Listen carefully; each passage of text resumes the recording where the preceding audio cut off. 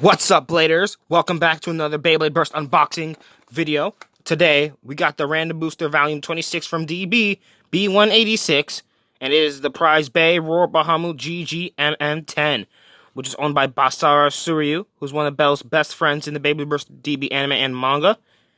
So, Bahamut has a perfect circle when it's closer to bursting, and a rubber lock, so increased burst resistance. I got this from the Portal Zero, shout out to them. So I can't really show you the back where the actual parts are because the stick was covering it. Oh well. And then here are all like the 5 other irrelevant bays that I did not care enough to get. Instagram, YouTube channel. In addition to Bahamut, I did get Basara's former bay, Def Solomon, which I will review in this video as well.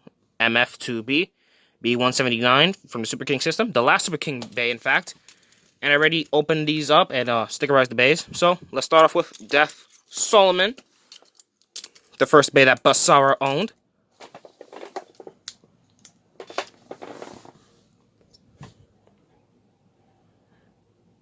That is the Solomon chip. So the silver parts are made of metal. Got the 2 faces on each side. And because it has metal in it, it's one of the heaviest sparking chips to use. In fact, I think with the metal sparking chip core, it is the heaviest, even surpassing that of Lucifer 2, I believe. So it's definitely very competitively viable.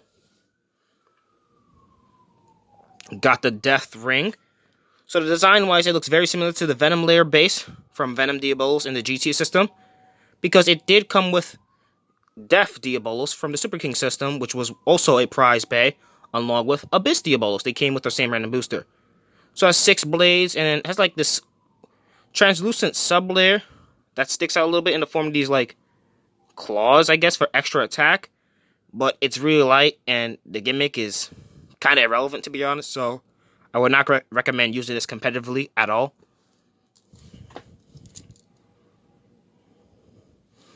Meanwhile, this, on the other hand, is a pretty good part, and that is the 2B chassis, which we first saw in World Spriggan.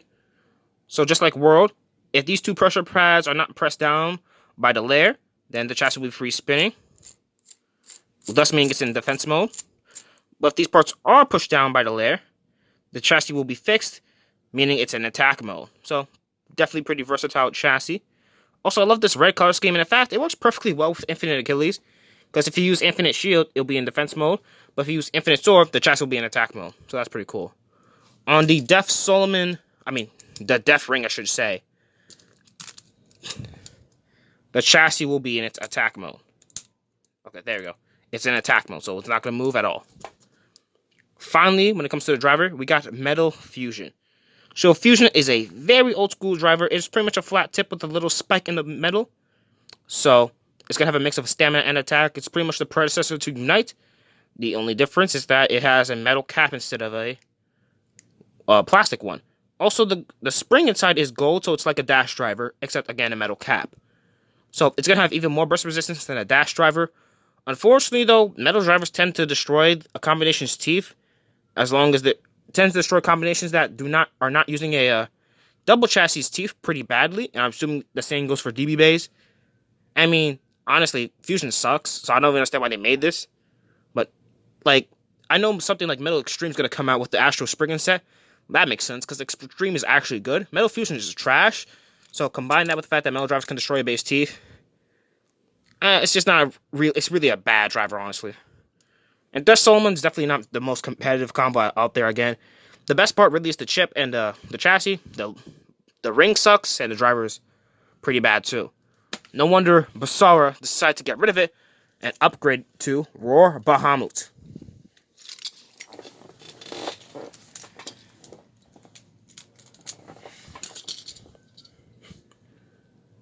This is the Bahamut core, so obviously you can see the dragons facing towards you with these blue flames coming out of its snout.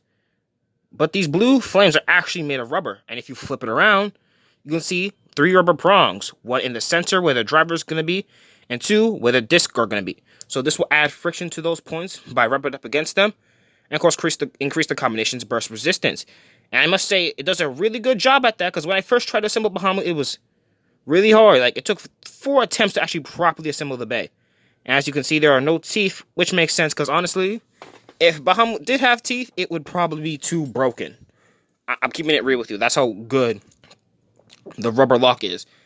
It's essentially like they took the Lucifer 2 chip and combined it with 2 Gen weights, basically. Moving on, we got the Roar Blade. So pretty much Roar looks very similar to that of Dread. Because like the 4 blades here, and it still has like the inner sublayer, which when the base first assembled, fully assembled, I should say, it's gonna look like this. So it has these 4 gaps. So it's gonna have these 4 gaps. But as the disc moves, it's gonna hit these points. It's gonna hit those points on the side. And when it does, sorry, camera's not struggling to focus. But if the disc hits these points, then the wings of the sublayer will stick out, thus making it into a perfect circle. So once again, it's like Dread. They didn't really change the gimmick at all. Also, if you notice, there are custom stickers on this thing, which I got from the Portal Zero as well. So once again, shout out to them. Looks awesome, honestly. I actually prefer them to the regular Anime Accurate stickers.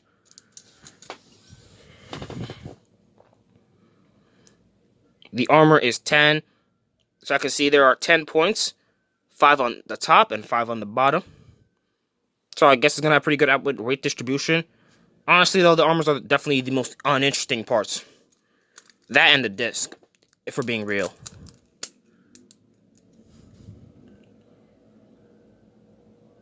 Here's Roar Bahamut in high mode. Gotta say, I do like these pinkish stickers that the Portal Zero have, because they align with the pinkish stickers you put on the armor. And I generally like this color scheme. Like, the added blue on it just looks really nice to me.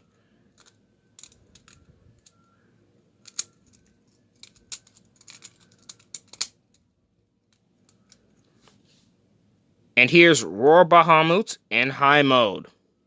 Low mode. Sorry.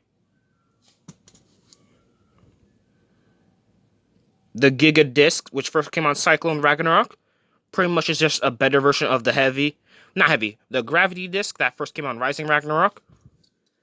And the Performance Tip, or driver I should say, is Moment. So Moment has a ball inside with a free spinning plate around it. It's kind of like Guard, except Guard didn't have a free spinning plate. The plate for Guard just moved up and down, which Moment also does. In addition, Moment wobbles around too. So it's going to have way better knockout resistance and life after death compared to the Guard Performance Tip on Blast Genius. And honestly, I gotta say, Roar Bahamut stock combo, I haven't used it in an actual battle, but from videos I've seen, it's pretty dang strong. Like, pretty darn strong. I think, honestly, you don't really need to customize the stock combo, if we're being real. Anyways, we're gonna do test battles. Most of the test battles are gonna focus on Roar Bahamut.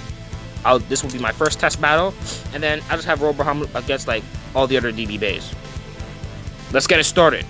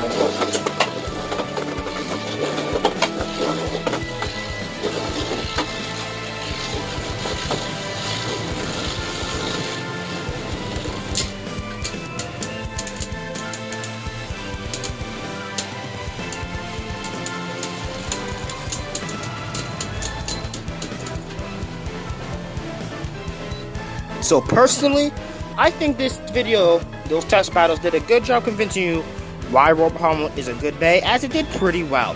So highly recommend getting Bahamut.